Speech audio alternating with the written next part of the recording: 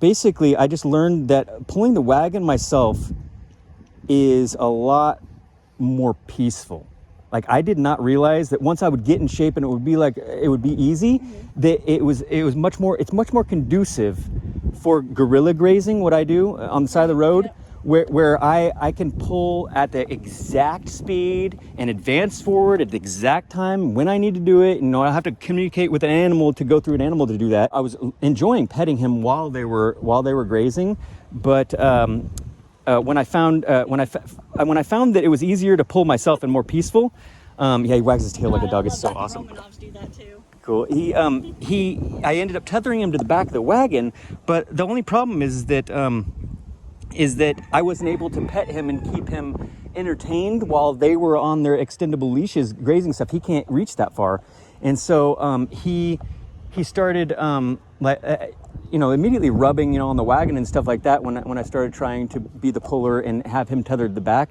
And I was hoping that I would be able to train that out of him, but it's like it's a natural thing for them to rub on things. Yeah, he's freaking bored, Yeah. and so he basically, from my wagon, if you're going to, and from my lifestyle, if you're going to haul around a ram to keep your few ewes bred and cycle, you need to have them in the yoke. I tried for 2 years to figure out a brake system that would be instantly engageable. Like I tried, I paid over $1,000 to have 3 different brake systems, the different types of bicycle brake systems installed on my wagon, and specifically with I tried to invent I put a rubber band around the brake cable like a normal.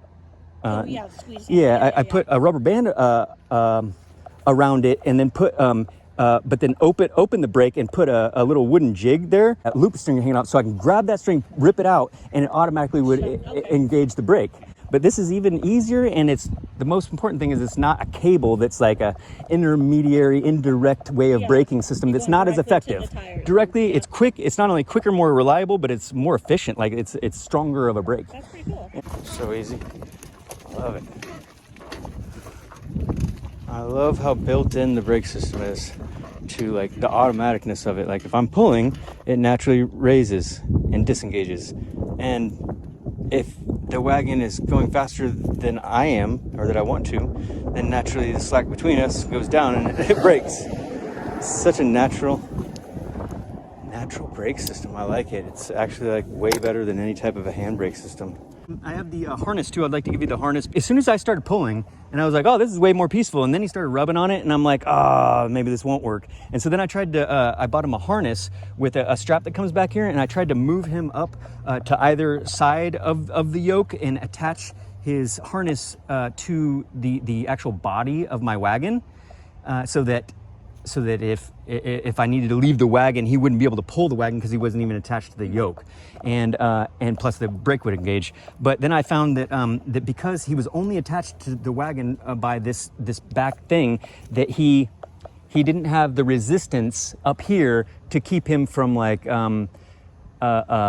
turning his body and pulling the wagon to the side and putting stress on the wheels and stuff like that, and sometimes he would not want to walk next to me. He would like walk further out into the traffic and stuff like that. So I just think that the harness didn't work, but I think that anyone that wants to use him for packing or pulling of anything will need that harness unless you have a yoke system. So I don't. And my daughter's she's got one of our Romanov rams halter broke, and we have some goat packing equipment, but it should work with the sheep. The trees are wide enough, and a couple llama packs, which are a soft pack, which will conform to pretty much any body space. So she wants to start packing the sheep and hike and stuff. Yeah. You know the material that my wagon's made out of, okay. that election sign material.